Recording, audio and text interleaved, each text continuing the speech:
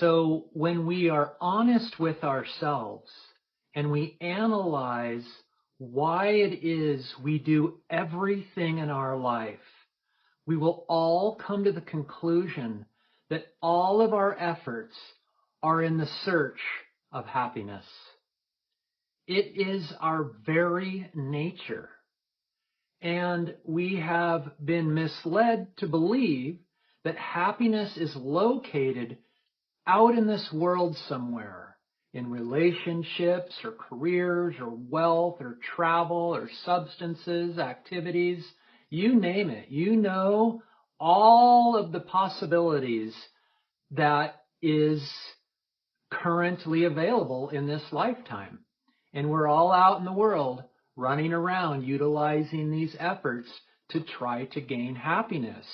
And it works temporarily. We can agree to that. But it's fleeting.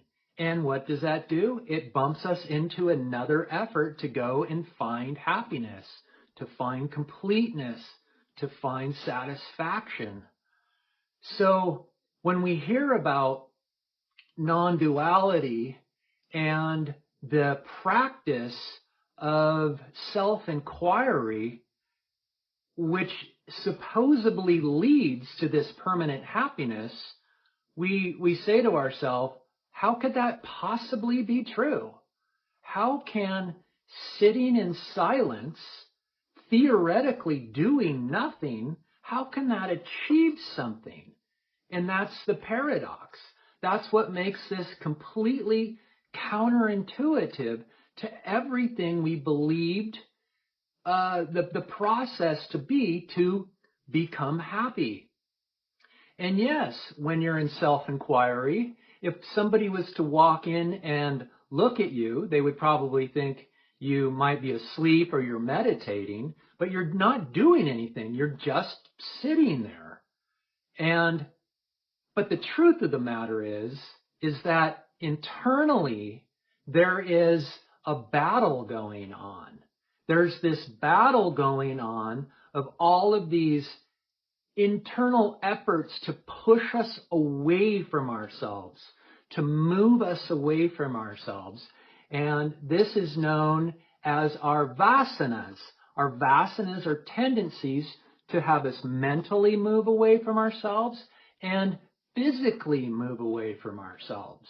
And there's oodles of those, as you know. Every effort in life is our vasanas moving us into the manifestation instead of drawing us back within. And there is one vasana that does the drawing within. It's your sat vasana. And sat in Sanskrit is being. Our being is drawing us back. So there's one force drawing us back and all of these other forces pushing us away. That's what's happening inside. So there is work, so to speak, but it's counterintuitive work. It's a relinquishing of effort. It's a relinquishing of doing. And in that relinquishing, we relinquish all of the bondage that we've piled onto ourselves, and we believe all of this piling on is what leads to happiness. And sitting in silence is the relinquishing of that. So from an ego's point of view, this effort or non-effort from an egoic point of view, when an ego's looking upon self-inquiry or somebody with doing self-inquiry, they're saying nothing is happening there. There can't be value. So let's run off and do something else that has value. And again, that's the counterintuitive piece.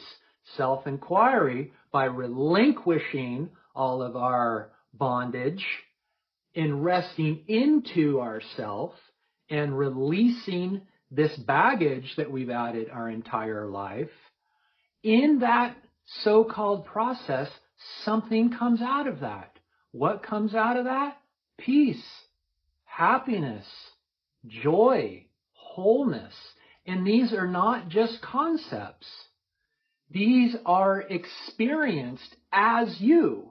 You experience yourself as peace, as happiness, as wholeness. And this is true, lasting, permanent happiness. This is everything that we're running around this world trying to find. So what is prioritizing happiness? Turning within, turning within, turning within, and abiding in your being. You're making efforts sometime throughout the day to rest in self and go inside and analyze what's going on in here. We call it self-investigation or self-scrutiny. You are analyzing this battle within, and you are experiencing this battle directly. And what's happening is now you have the capabilities to understand what it means to relinquish this battle. It is promised by the sages that if you do turn within, over a short period of time, you will experience the benefits of this so-called doing nothing. And the moment you taste a benefit of this, it's over. It's over for your ego. You will figure out how to clear up more time through your day to turn within and rest in yourself as yourself, because you will experience your being more and more. It will come into be a permanent presence in the experience of the manifestation. And this is where true love is experienced. You love to turn within because we love what makes us happy. Think about that. Think about that truthful statement. We love what makes us happy. Well, when it's discovered that turning within is what makes us happy, we love to turn within. It just becomes so natural that you just long to rest in your own being, because that's where true peace and happiness reside.